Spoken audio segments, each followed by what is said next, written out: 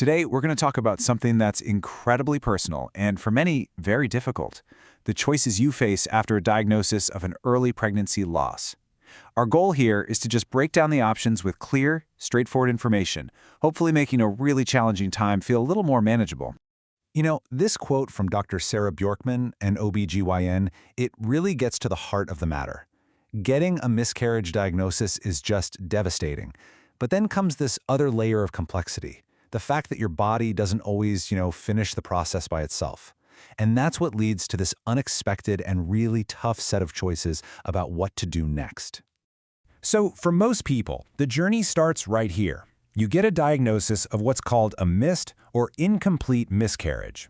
This is basically when you find out the pregnancy isn't viable anymore, but your body hasn't actually passed the tissue yet. And that's the dilemma we're about to unpack. So that leads to the big question, right? To start healing, to let your body reset, the pregnancy tissue has to pass. But how? This is where the real conversation with your doctor starts, and it's usually focused on three main options. Okay, so let's dive into these. We're going to go through the three main paths that you and your doctor can look at. And each one, as you'll see, has its own timeline, its own success rate, and its own set of pros and cons.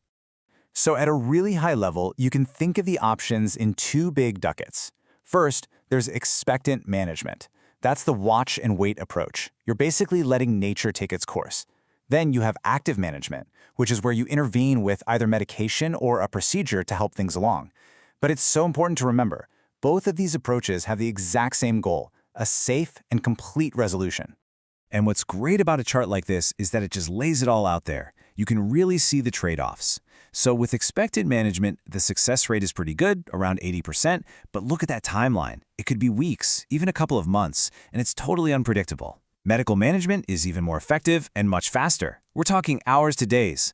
Plus, you avoid surgery. And then there's the surgical option, or DNC. It's almost 100% effective and it's immediate, but it is a more invasive procedure. So let's look a little closer at that first path: expectant management. It is exactly what it sounds like. You and your doctor decide to watch and wait, to let your body handle the process on its own schedule. It is absolutely the least invasive choice, because you're just relying on your body's own natural cues. But here's the thing that this chart really shows you. The biggest factor here is time. Yeah, about 80% of cases will resolve on their own, but it can take a long time to get there, maybe up to 2 months or even longer. And for a lot of people, that period of just waiting in limbo, not knowing when it's going to happen, that can be incredibly hard emotionally. Okay, path number 2 is medical management. This is the active but non-surgical way to go. It means taking a medication, usually one called misoprostol, that causes your uterus to contract and helps expel the tissue. This lets the process happen at home, but on a much more predictable schedule than just waiting. And it works really well. You can see from the data here, misoprostol by itself is successful about 84% of the time. But you can boost that effectiveness way up to over 90% if you add a pretreatment medication called mifepristone. That combination is actually becoming much more common now because it's so effective. And finally, there's surgical management, which you'll probably hear called a DNC. That stands for dilation and curettage. With this, a doctor performs a procedure to surgically clear the uterus. It's hands down the most predictable and immediate option, with a success rate of over 99%. Now, it's really important to get that surgery isn't always just another choice on the menu. Sometimes it's a medical necessity. If there's heavy bleeding or signs of infection, it's simply the safest way to go. It's also often the best option for people with certain medical conditions, or frankly, for anyone who just wants it to be over quickly and definitively. So that's the clinical side. But how does this all feel in the real world? Well, our source, Dr. Bjorkman, actually shared her own personal story of having to make this decision herself, which really brings these options to life. So here, she's explaining why she decided against just waiting. For her, the idea of having no control, of not knowing when or where this intense physical process might start, that just didn't work for her life. And I think that highlights this really powerful, universal feeling, that need to have some tiny piece of control when everything else feels completely out of your hands. But even when you make an active choice, it doesn't always go according to plan. Her first dose of the medicine did nothing. So she found herself in this place she calls a sucky in-between. You're no longer pregnant, but you can't move forward yet either. It just shows the emotional exhaustion that comes with this process when it just drags on. Okay, so let's shift gears a little and talk about some of the potential risks and other really key things to know. These are the kinds of topics you'll definitely want to bring up with your doctor, no matter which path you're leaning towards. A really common fear, and a totally valid one, is the risk of infection. The good news, and it's very reassuring, is that the data shows a serious infection is really rare. We're talking less than 2% across all three options. So while it's something to be aware of, the overall risk is very, very low. Now, one specific risk tied to the D&C procedure is the chance of developing uterine adhesions, which is basically scar tissue.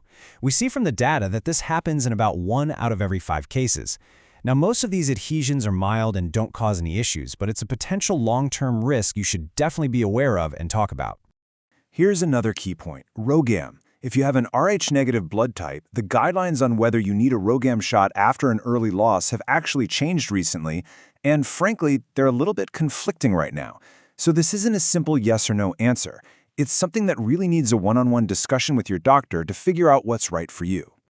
So, what comes next? After the decision is made and the physical process is over, what does the path to recovery look like? Let's talk about healing, both physically and emotionally. And of course, the questions that come up about the future. This has to be one of the absolute most common questions on a person's mind after a loss. When can we start thinking about the future? When is it safe to try again? While medically, the answer is often pretty much right away. There's really no good data that says you have to wait 3 months or any other set amount of time. Physically, your body is usually ready to go after you've had your first period. But, and this is a big but, emotional readiness is a totally different story. That timeline is just for you, and it can take much longer. And one last key piece of advice. If you've been through this 2 or more times, it's definitely recommended that you see a specialist. When you boil it all down, this is really the main takeaway. There is no single right or best way to handle this. The whole goal is to feel empowered with information so that you can go to your doctor and have a real conversation and make a shared decision that feels right for you, for your body, and for your life. And that really leaves us with this final thought. Choosing between waiting, medication, or surgery, it's not just a clinical decision. In a way, it's the very first step you get to consciously take on your path to recovery. It's about choosing how you want to begin to heal.